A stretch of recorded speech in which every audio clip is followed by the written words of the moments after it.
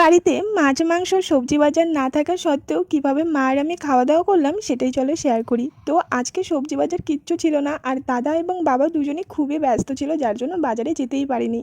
আর ওরাও বাইরে থেকে খাবার নিয়ে খেয়ে নিয়েছে। তো আমার ভীষণ রাগ উঠেছে যে বাজারটা একটু দূরে, আর মা আর আমি বাজার যেতে পারি না দেখে তোমরা এভাবে আমাদেরকে রেখে চলে গেলে। তো আমার ভীষণ রাগ উঠেছিল, তাই ভাবলাম যা কিছু আছে সেগুলো দিয়েই রান্না করব। তো আমাদের বাড়িতে সবসময় ডিমের পাতা এবং আলু থাকেই, এছাড়া নর্মাল মশলা তো ছিল, তো ভাবলাম সেগুলো দিয়েই একটা রান্না করব। প্রথমে আলু ভাজা করলাম। তো পেঁয়াজ কুচি কুচি করে কেটে লঙ্কা কেটে দিয়ে আলু ভাজা খেতে কিন্তু ভীষণ ভালো লাগে, আমার তো ভীষণ পছন্দ। আমি তো আগেই বললাম যে আমাদের বাড়িতে সব সময় ডিম থাকে, তো ভাবলাম ডিম দিয়েই কিছু করা যাক। তার জন্য পেঁয়াজ লঙ্কা জিরে আদা সমস্ত কিছুটা মিক্সিতে বেটে নিয়েছি।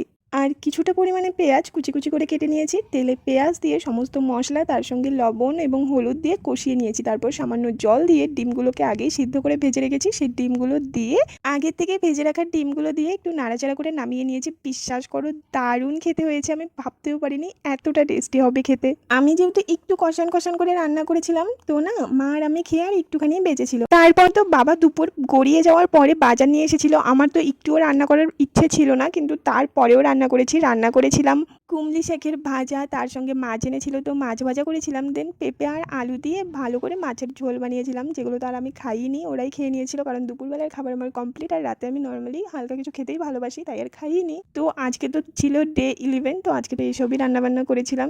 তো আবার দেখা হবে নেক্সট ডেতে।